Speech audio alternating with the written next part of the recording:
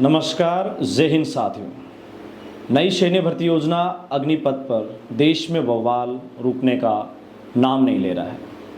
इसी बीच सरकार के कुछ मंत्री कई ऐसे सैन्य मामलों के जानकार युवाओं के इस आंदोलन को कुछ अलग ही दिशा में लेके जा रहे हैं।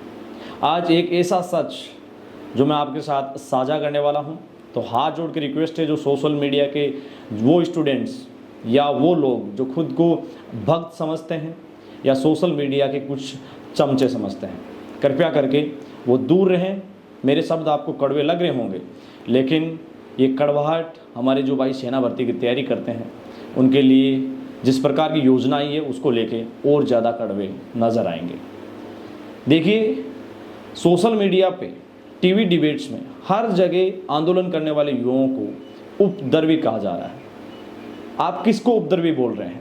अपने भाई को, अपने बेटे को, या अपने परिवार के उस सदस्य को जो लगातार सेना भर्ती की तैयारी करता है? देश के युवा कितने परेशान हैं। आखिरकार उपद्रवी बोलने का किसको हक है? अब टीवी डिबेट्स में इसको केवल एक राज्य का बताया जा रहा है। टीवी डिबेट्स में तो ये भी कहा जा रहा है कि ये युवा है वो किसी राजनीतिक पार्टी के लोग हैं, और होना है, क्योंकि इससे पहले किसानों के जो बच्चे थे, ये जो जवान आए, इनके जो परिवार थे किसान, जो उनका किसान आंदोलन था, अक्सर उसमें भी ऐसा देखा गया था।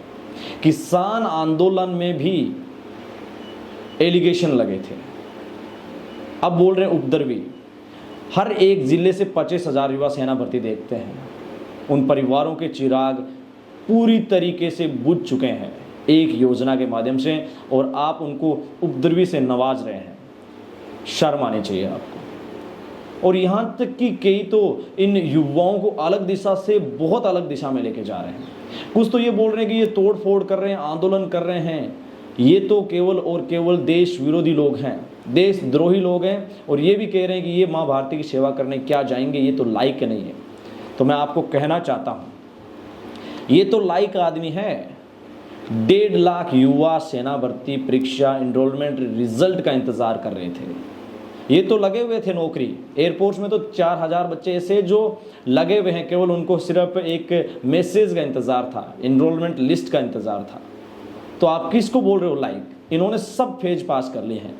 और जो ये युवा ये बोलते हैं, जो लोग इनको ये बोलते हैं कि ये लाइक नहीं है, तो मैं आपको चैलेंज करता हूँ, इन युवाओं को 1600 मीटर के उस ग्राउंड के अंदर आप आके दिखा दीजिएगा, और आपको मान लेंगे कि माँ भारती की सेवा में जाने के लिए कौन लायक है और कौन लायक नहीं है।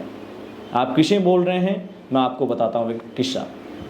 एक माँ है जिसके हस्बैंड कारगिल में शहीद हो गए। जब वो कारगिल में शहादत देते हैं तो उनका बच्चा उनकी कोख में था।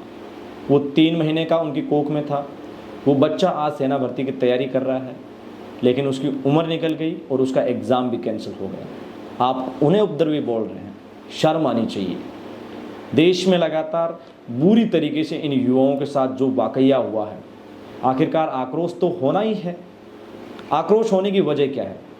जो लोग इनको उपद्रवी बोल रहे हैं, आप एक बार इस बात को ज़रूर सोचिए कि ये उपद्रवी आखिरकार इतने लेट उपद्रवी कैसे संज्ञा में आए हैं। मैं आपको बताता हूँ। ये जो है विगत 2 साल से शांत बैठे थे, अनुशासन में थे। 5 अप्रैल को दिल्ली आए। देश में लगभग सांसद वहाँ थे, और दिल्ली आने से पहले ये युवा अपने सांसदों के पास गए। अनुशासन से सांसदों ने ये कहा कि हाँ, हम हैं, आपको क्यों टेंशन लेने की जरूरत है, हम भर्ती करवाएंगे। लेकिन हुआ क्या जो आज आपके सामने है? दिल्ली आंदोलन में इनको वहाँ से खदेड़ा गया, एलिगेशंस लगे, लेकिन कहीं भी खबरें नहीं। प्रदीप मेहरा, सुरेश भिंचर जैसे युवा लंबी दौड़ लगाते हुए देश की राजधानी दिल्ली से पूरे देश के सामने एक चेहरा बने।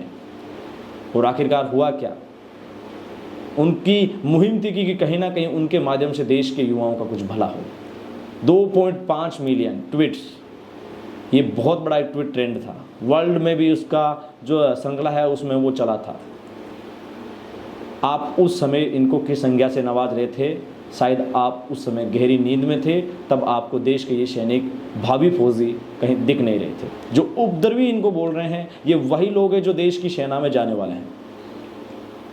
अक्सर ये वही लोग हैं जिनका एग्ज़ाम एनरोलमेंट रिजल्ट बाकी थे, इन्होंने तो सब कुछ पास ही कर लिया था। माँ भारती का सिर्फ एक बुलावे में जो प्रक्रिया होती है उसमें कुछ लोगों की नीतियाँ इनको दूर कर गई और आप इनको उपद्रवी बोल रहे हैं। आपको शर्म आनी चाहिए।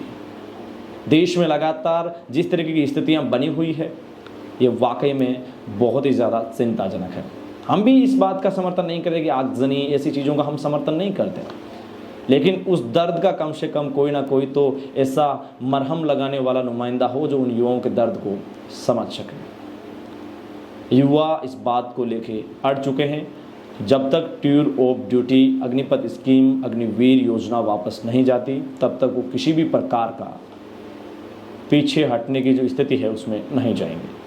केंद्र सरकार इसको लेके कसमकश जारी है, वो लगातार युवाओं के सामने ऐसे कुछ ना कुछ चीज़ें रख रही है, लेकिन युवाओं का कहना है कि आप किस बात को लेके टीवी डिबेट्स में बोल रहे हैं कि 2 साल की उम्र में छूट हो गई। ऑलरेडी 23 साल सेना भर्ती का क्राइटेरिया रहता है। अगर कोई नासमझ इंसान है तो उसकी समझ बेहतर बनाने के लिए उसको पुराने नोटिफिकेशन देखने चाहिए। अगर किसी के पास पुराने नोटिफिकेशन नहीं है, हमसे कॉन्टेक्ट करें, आपकी बुद्धिमत्ता को हम क्षेत्र में लेके आ जाएंगे।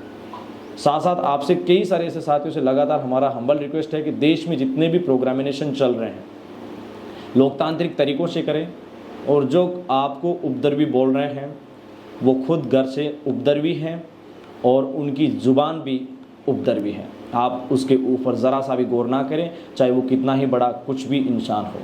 हाँ, लोकतांत्रिक और मानवीय मूल्यों का पालन करते हुए किसी भी प्रकार की हानि किसी भी आमजन को न पहुंचाते हुए पुलिस प्रशासन या जो भी प्रशासन है उसके साथ कॉम्बिनेशन बिठाते हुए अपनी आवाज़ को सरकार के सामने रखें। मुझे उम्मीद है कि देश के युवा ज़रूर उसमें आगे रहेंगे और इस बात को पालन करेंगे। ये आंदोलन किसी एक राज्य, किसी एक देश, किसी एक क्षेत्र का नहीं है। ये आंदोलन है माँ भारती की भावनाओं का, माँ भारती की रक्षा करने वाले भावी फौजियों का। चंद लोग अपनी कलम से ऐसे कानून बना के देश के खिलाफ और देश में जिस तरीके का माहौल बना रहे हैं वो कभी भी हितैषी नहीं हो सकते। हम इस सरकार के खिलाफ ना थे, ना हैं और ना रहेंगे, लेकिन ये जो नीति आई है इसके खिलाफ थे, हैं और रहेंगे।